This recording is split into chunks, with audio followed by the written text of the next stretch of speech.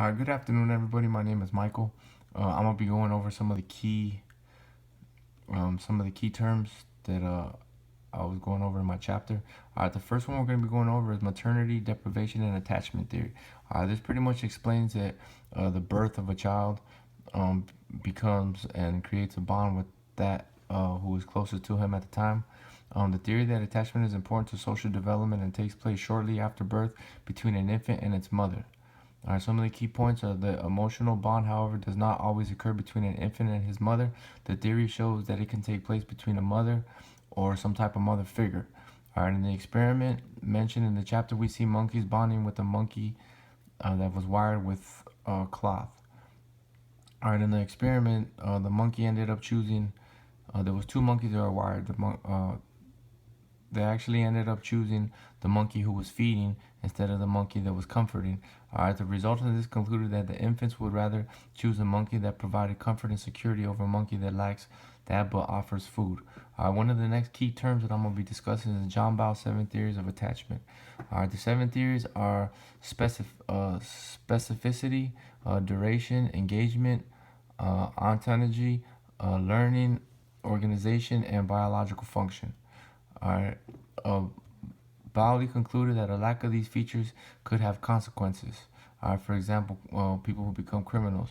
When a child lacks attachment from his mother, the results are anxious attachment, which can cause an inability to be an affectionate and as well develop uh, intimate relationship with others. Many criminals share these characteristics of anxiety, attachment, and therefore many times are incapable of forming bonds of being affectionate. Another key term is family, atmosphere, and delinquency. McCord looks at the family atmosphere and the result it has on delinquency families atmosphere, meaning parental self-confidence, deviance, and affection. While the study looking at the absence and behavior of the fathers as well, the results concluded that the father's absence was was more directly tied to criminal behavior. So, for instance, a lot of those people that grew up with fathers or grew up without fathers might be coming from broken homes are more likely to become criminals than others. The next one we're going to do is learning, aggression, and violence. While some say we learn through watching others, not all agree that explanation to explain criminal behavior. There are three things that lead to criminal behavior or behavior itself: observation, direct experience, and differential reinforcement. At home, parents who try to resolve issues through violence teach their children that violence is a way to solve things. Many times, these children to resort to violence when raising their families. Gangs. Gangs is another habit of a lot of aggression in the community, and also television and movies. Many times, the shows and movies that rather violence, they see that actors being rewarded for using violence and soon believe that violence is acceptable and lacks consequences.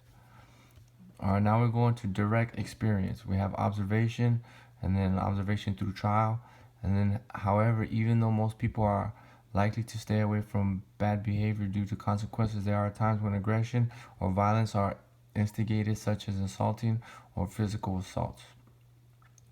Now we're going to go into one's personality. Personality and criminology are in one.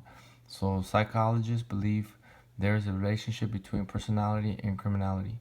Our personality structure of criminals and non-criminals. Studies in prison and shows inmates tend to be more impulsive, hostile, self-centered, and more immature than non-criminals. Our prediction of behavior. Criminologists want to determine how an individual will respond to prison. An individual will respond to prison discipline and reform after release from prison. Our differences between types of groups of offenders. So a lot of people in prison are segregated. So what they did was did a test on, or they did a survey on the different types of criminals that were there. Now we're going to be going into Ensink's conditioning theory, a theory that puts into account more than just the relationship between personality and criminology. There are two types of these theories. All right. One of them is claiming that all human personalities can be seen in 3 dimensions. Psychoticism, extroversion, and neuroticism. Humans develop a conscience through conditioning. From birth, we are from Outline for Chapter 4, Textbook 1, pages 100 through 109. So they talk a lot about personality, criminal traits. They're more impulsive, hostile, self-centered, immature than non-criminals. This was actually later proven false as there was no typical criminal personality. The data did not reveal any significant differences between criminal and non-criminal psychology. They did determine that criminals share abnormal thinking patterns. Uh, Criminals are angry people who feel a sense of superiority, expect not to be held accountable for their acts, and have a highly inflated self image. Isaac's conditioning theory. He claims that human personality can be seen in three dimensions: psychoticism, extroversion, and neuroticism. Psychotism are aggressive, egocentric, impulsive. Extroversion are sensation seeking, dominant, and assertive. Neuroticism may be described as having self esteem, anxiety, having low self esteem, and excessive anxiety and wild mood swings. Fundamental psychological error. This error in thinking or mistaken belief occurs when we identify a cause for criminal behavior and then assume it naturally follows that any behavior resulting from that cause must be excused by that law.